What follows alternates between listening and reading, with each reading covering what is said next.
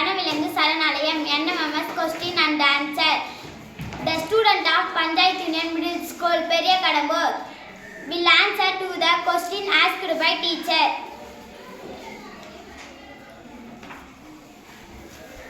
முதுமலை வனவிலங்கு சரணாலயம் எந்த மாவட்டத்தில் உள்ளது? நீலகிரி. முண்டந்துறை வனவிலங்கு சரணாலயம் எந்த மாவட்டத்தில் உள்ளது? திருநெல்வேலி.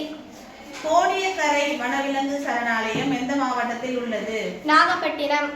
இந்திரா காந்தி வனவிலங்கு சரணாலயம் எந்த மாவட்டத்தில் உள்ளது? கோயம்புத்தூர்.